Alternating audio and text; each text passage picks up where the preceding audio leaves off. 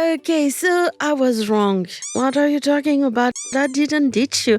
I left you the spotlight and you nailed it like a queen. But guess what? I got a bubble tea for you to cheer you up. Too easy. So last time I totally messed up. I thought that the scene between Bejoy and Amar was after the intro, but nope. It was actually in the first part of the movie. So what happened? Well, there's this old geezer named Kanan who went to Ubuyashiki. And we have a ghost unit coming to town to investigate about this death. This ghost unit is like the Vinny Vidi We Clean Everything type of secret ops division, and Amar is the leader. Who knows? So they investigate, and Amar goes to a prostitute, and Anirudh decided to drop a bit that made me super duper uncomfortable because I was watching this freaking movie with my freaking family. Thanks a lot, Anirudh. That was not cool. But apart from this freaking awkward part, the first part of the movie, oh mama, it is good. Like, oh my god, good. The investigation is solid. Amar is quick, is sharp, and with a teeny tiny help from his wife, he managed to piece the puzzle together. And this is the story of another video because Vikram gave us one of the best freaking interval of the last decade. Lokesh, damn boy, don't you ever change. Oh yeah, I forgot that happened. And as a viewer, it is such a treat to watch this first part, the death of Kanan. This old alcoholic woman has endured Amar's investigation where he tries to find why Kanan was targeted, etc., etc. And in the process, Amar and his team managed to capture Bejoy, a member of the so-called the group responsible for Kanan's death. And then we get that interrogation scene. Wow! Yeah, but this scene is just awesome because it is just chef kiss, a fucking awesome omen, a past meet the future kind of moment. Amar asks why Bejoy turned out like this because let us not forget, Bejoy used to be a hero in the movie Kaithi, Lokesh best banger, and I will not change my mind. If you haven't watched the movie, just drop this video and go watch this movie because I won't tell you the story, you need to savor it. Okay, some context. Bejoy's colleague got poisoned, and this is why alcohol is dangerous for your health. Always go for the Baileys. Wait, what?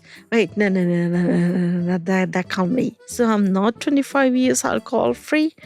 My life is a lie. So everyone was poisoned and Bejoy forces Dilly to drive them all to a doctor who could have just moved his ass, but he decided not to so the plot can happen. Yeah, I get it, they needed to be hospitalized, but I still think that this dude could have done something. Baek Kang-yoon would have never let that happen. Joo Ji-young, I love you.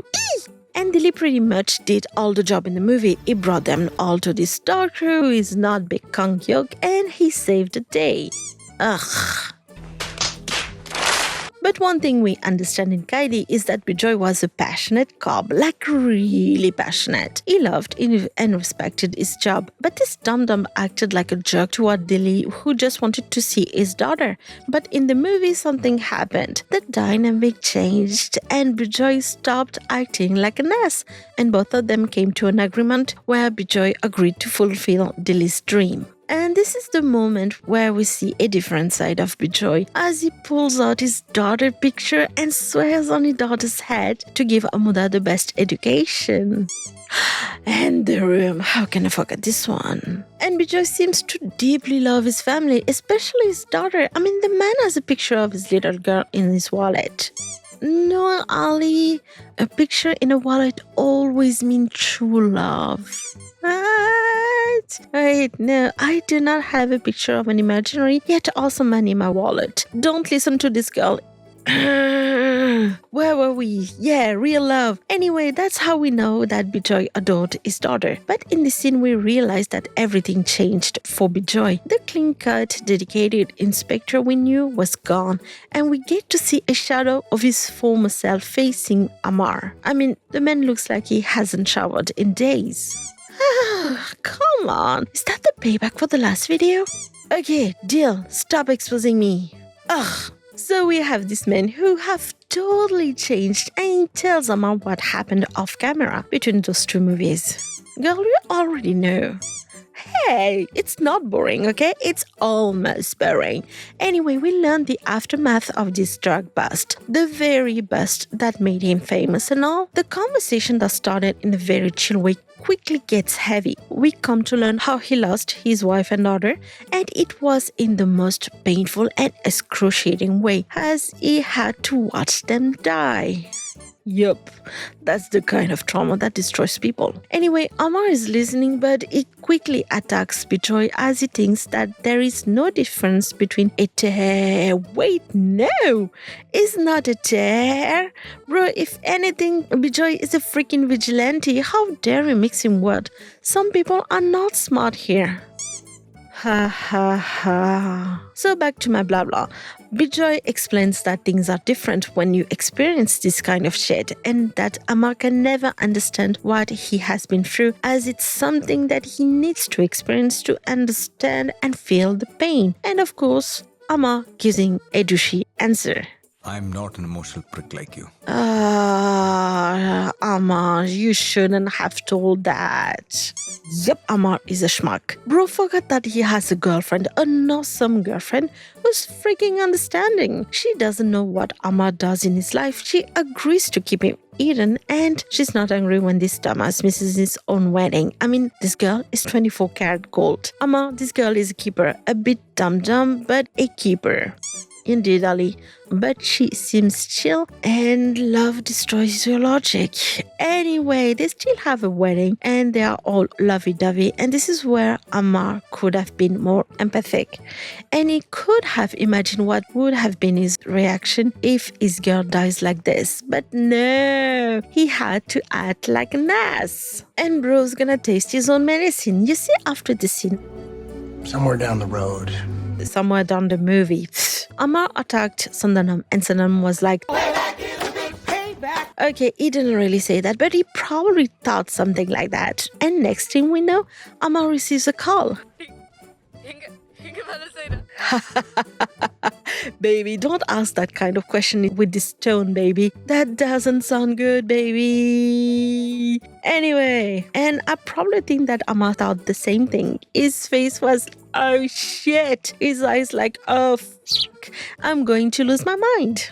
Amar probably knew deep down that it was too late, but he ran in the street like crazy.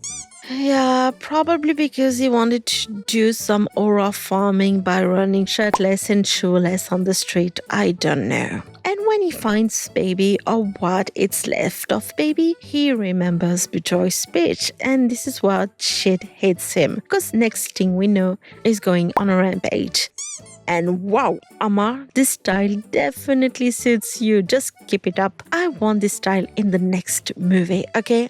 Counting on you. And I find it f***ing interesting how those two characters experience the same shit, and yet we see through Amar's eyes what Bejoy's pain could have been, as Amar's gaze is echoing Bejoy's word. And this is one of the many reasons that makes Vikram an interesting movie. Oh yeah, Ali is right. Even though I felt that the last fight scene was a bit long, I really enjoyed my theatrical experience. Yeah, everything's expensive. The ticket is expensive, the popcorn is expensive, the Bado is expensive, and the Justin Bridou is very expensive. But hey, sometimes a movie deserves to be watched on a theater. But yeah, Vikram is really enjoyable and have that rewatchable value because they have a good story, a good editing, a good soundtrack. Damn, Anirudh put me in a tough spot. This spot shouldn't be watched with your family, but he did something amazing here.